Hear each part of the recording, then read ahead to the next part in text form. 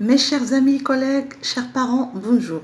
J'ai le plaisir de vous rencontrer aujourd'hui dans la deuxième partie de ma vidéo précédente, sous-titre L'apport des neurosciences affectives et sociales par rapport à l'éducation. Permettez-moi, avant d'entamer la deuxième partie, de citer Hadith Sahih. من كتم علما ألجمه الله تعالى يوم القيامة بلجام من نار. Maintenant, je récapitule la première partie pour l'enchaîner avec la deuxième partie. La dernière fois, on a vu un modèle mental du schéma du cerveau humain. On a vu le cerveau archaïque, le cerveau émotionnel et le cerveau supérieur. Et deux structures cérébrales qui sont l'hippocampe et la médaille cérébrale, leur fonction et leur implication dans le processus éducatif. Aujourd'hui, on va voir deux autres structures cérébrales, leur fonction et leur implication dans le processus éducatif et aussi les facteurs permissifs pour un développement optimal du cerveau et les facteurs de risque. Si vous vous rappelez la dernière fois, on a dit que le cerveau supérieur est divisé en plusieurs lobes, dont deux lobes sont très importants, qui sont le cortex orbitofrontal et le cortex préfrontal. Ce sont les deux structures qu'on va voir aujourd'hui. Leur implication dans le processus éducatif, aussi leur fonction. Commençons par le cortex préfrontal. Le cortex préfrontal est un lobe qui a connu la plus forte expansion chez l'être humain. Il est impliqué dans les fonctions suivantes: la réflexion, le raisonnement, la créativité, la résolution des problèmes, la conscience de soi et l'empathie. Et le cortex orbitofrontal, c'est une structure qui est très importante pour notre vie sociale. Il est importante pour notre capacité d'affection et d'empathie, la régulation des émotions, le développement du sens moral et éthique et l'attitude à prendre des décisions. Ces deux lobes nous permettent d'être calmes, de fuir et d'être sidérés face à des émotions désagréables sans agresser l'autre, ni physiquement, ni verbalement. Tout le dysfonctionnement émotionnel est localisé dans le cortex orbitofrontal. On dit que l'éducation façonne l'enfant et l'enfant structure l'être humain. On va voir quels sont les facteurs qui influencent notre comportement. Il y a l'épigénétique et l'environnement. Ce qu'on va voir aujourd'hui, c'est l'environnement. Toutes les relations que va vivre un enfant dès sa naissance avec ses parents et l'environnement vont avoir un effet sur le développement de son cerveau et ses structures. Aussi, ils vont avoir un impact sur le côté cognitif, intellectuel, physiologique, psychique, l'expression des émotions, le comportement et la santé. Comment ça? La grande majorité des enfants entre l'âge de 0,6-7 ans, ils tempêtent pour obtenir ce qu'ils veulent. Quand ils ont un besoin non satisfait, soit émotionnel, soit face à de grandes peurs, des angoisses ou bien de grands chagrins. Que font les enfants en ce moment? Il y a ceux qui crient, d'autres qui pleurent, qui griffent, qui tapent, qui mordent, qui se roulent par terre, ils peuvent jeter même ce qu'ils ont dans la main. Pourquoi ils font ça? Ils font ça parce qu'ils sont dominés par leur cerveau archaïque. Ils reçoivent leurs émotions sans avoir ni filtre, ni le pouvoir de s'apaiser.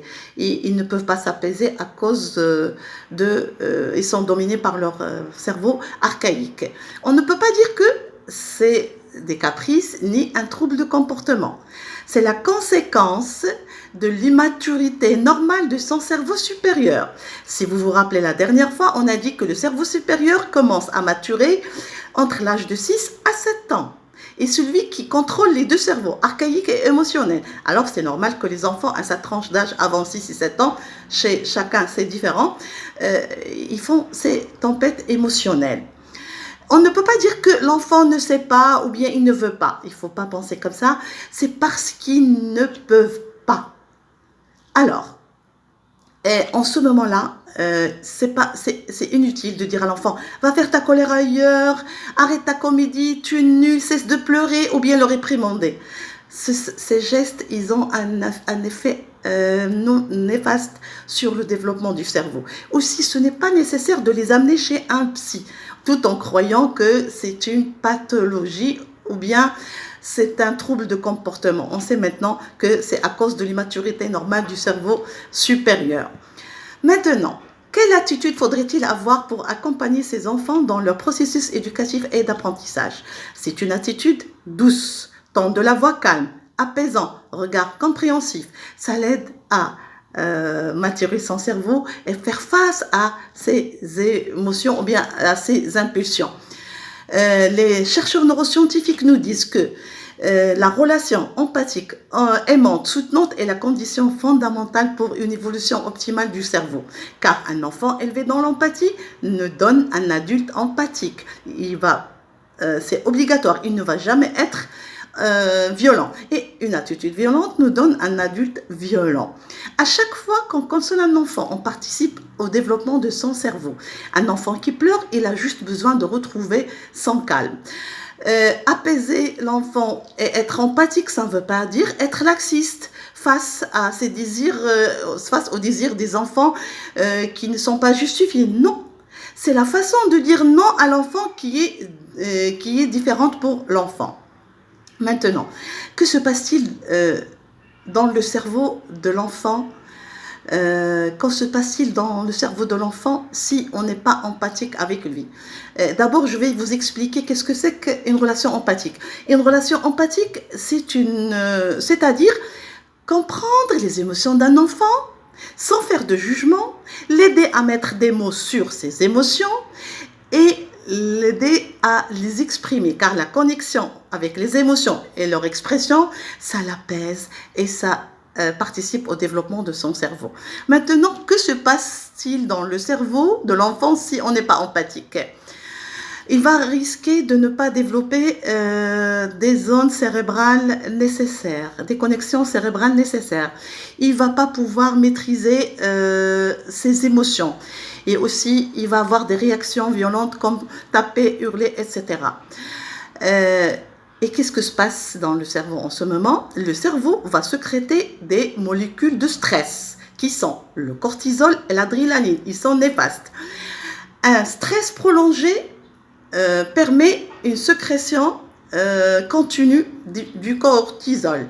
Et un taux de cortisol élevé altère des ondes cérébrales. Et si le cerveau ne se développe pas, on va avoir des enfants avec des problèmes, ils vont être dépressifs, angoissés, anxieux, et à l'âge adulte, ils vont avoir un trouble de comportement, c'est obligatoire. Alors, on sait maintenant pourquoi toute la société se plaint de la violence. D'où vient la violence dans notre société? J'aime bien terminer ma vidéo avec une citation que j'apprécie beaucoup du docteur Maria Montessori. L'éducation est l'arme de la paix.